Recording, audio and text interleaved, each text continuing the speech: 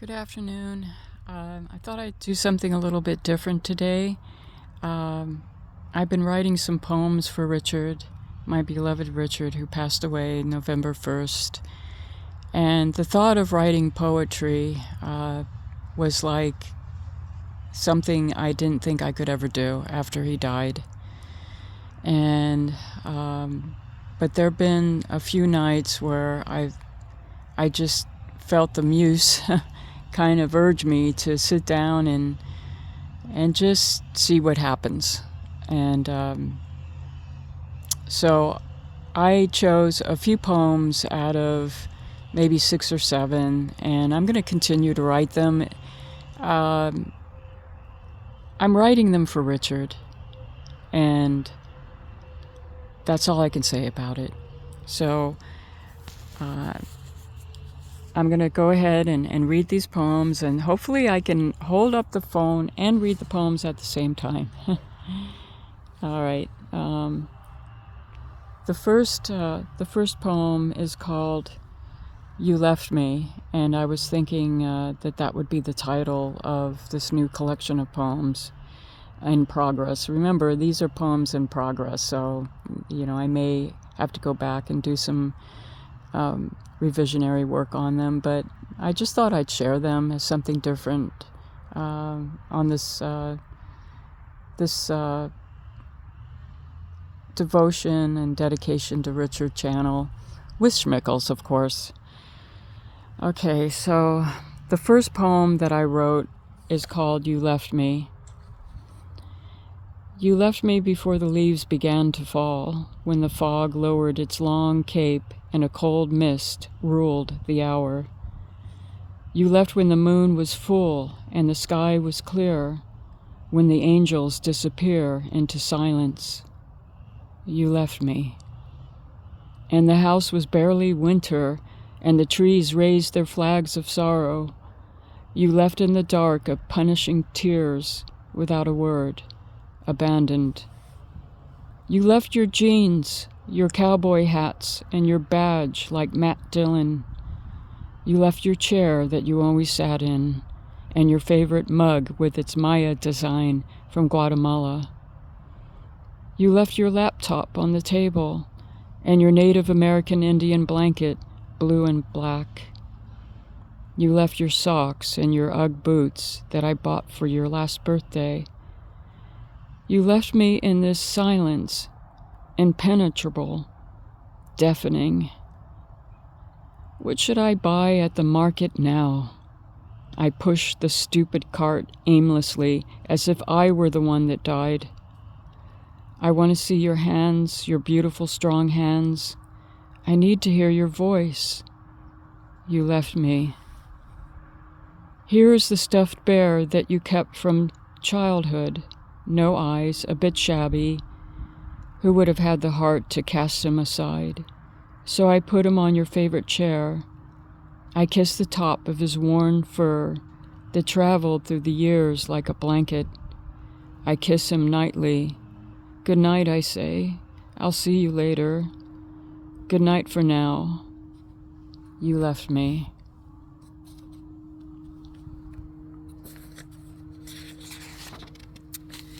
This poem is called Door of Faith Road.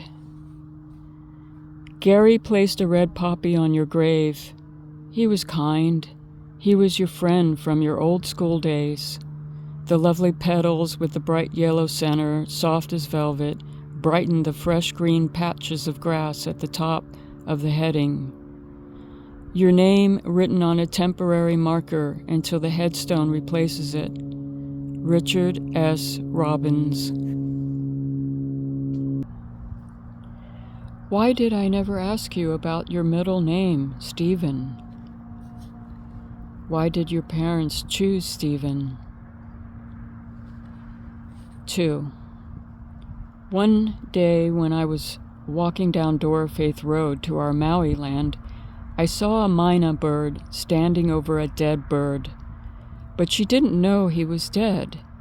She kept pressing her beak as if to wake him.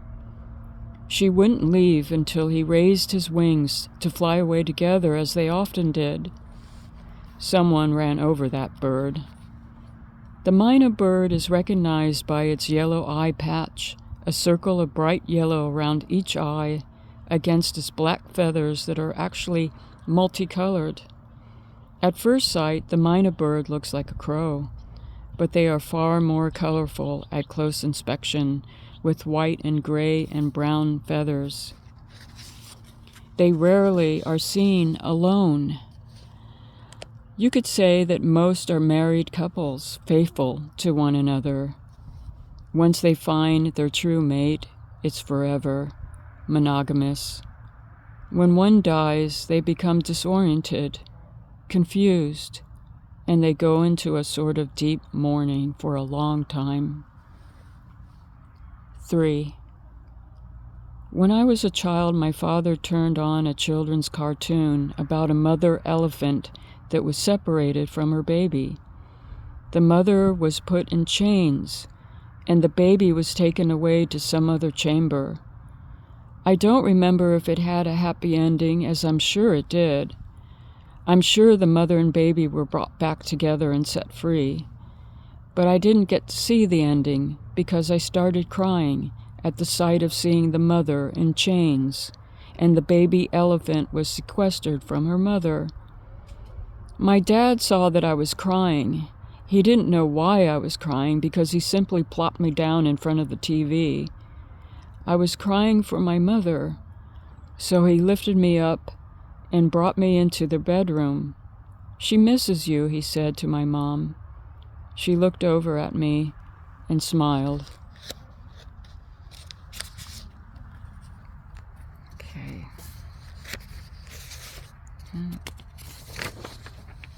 Okay, last poem here. This one is called Wonder Bread. The mystics say that when a bird calls out from the black boughs, its soul is repeating that sonorous sound beyond the veil. Not thinking, as the sun wheeled slowly down and grew brighter at dusk, I watched the light flutter like an old tune among the leaves. 2 days before you left me, you were happy. For days you didn't want to eat. And then suddenly you wanted everything you loved from the time you were a child, including Wonder Bread, with its colorful balloons floating above the title in big red letters, Wonder Bread. Memories of your childhood rose like a vision. When you weren't feeling well, your mother made chicken noodle soup and a cheese sandwich made with Wonder Bread. It's a beautiful word when you think about it. Anyway, I was thinking about that as I watched the light from the sea play its flute in the leaves. In a moment of wonder, disbelief, unexpected and inexplicable. To wonder. I felt so grateful and relieved that your heart had healed, that you were over the hump. You told me in your usual joking way, "Get in there and rattle those pots and pans." I loved it, because it meant that you loved my dinners. And as the light faded from the window and over the empty table, I remembered what a hospice nurse told me before my mother passed. "Do you know what happens to a light bulb before it burns out?" I said no. "Well," she replied, "a light bulb gets very bright before it burns out." I'm sorry, but this is a common sign. Death is near, probably within the next day or two. "He's fine," I told myself. I didn't have the heart to tell him. "I'll go to the market. I think they still sell Wonder Bread. Somewhere." I sat for a long time in the lit darkness. A bird called out over the trees and beyond the shadows. All right, well, thank you for listening. Something a little different today. Bye-bye.